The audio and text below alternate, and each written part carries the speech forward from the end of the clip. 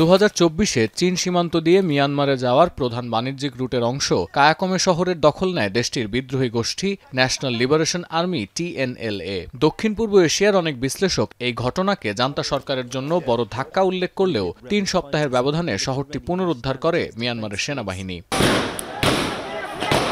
এর আগে 2023 সালের অক্টোবর মাসে শান রাজ্যে 3টি জাতিগত সশস্ত্র বাহিনীর জোট মিয়ানমারের সামরিক বাহিনীকে প্রায় কাবু করে ফেলেছিল। তবে 2023-এর শেষে জান্তা বাহিনীর ড্রোন ও বিমান হামলায় পাল্টে যায় পরিস্থিতি। বিশেষ করে সীমান্তে কঠোর নিয়ন্ত্রণ ও চীনা পণ্যে রপ্তানি নিষেধাজ্ঞার কারণে প্রতিরোধ গোষ্ঠীগুলোর জন্য ড্রোন তৈরির উপকরণ সংগ্রহ করা কঠিন হয়ে যায়। ফলে জান্তাদের উপযুক্ত জবাব দিতে পারেনি তারা।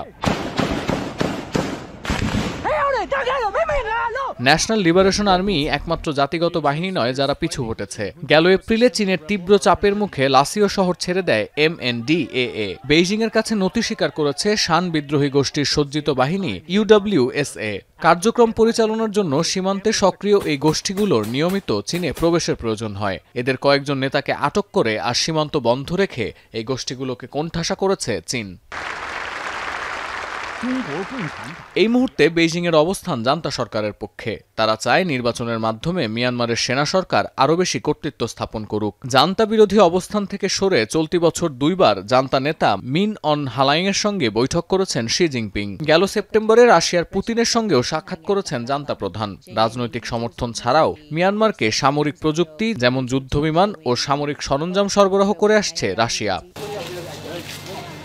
চলতি বছরের ডিসেম্বরে মিয়ানমারে সাধারণ নির্বাচন আয়োজন করতে চায় জান্তা সরকার, যার স্বচ্ছতা নিয়ে প্রশ্ন উঠছে দেশের ভেতরে ও বাইরে।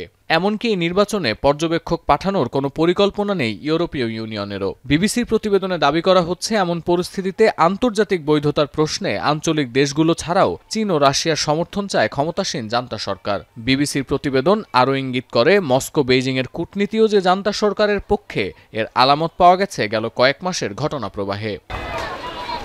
সতীর্থ কর্মকার, এখন বিশ্ব।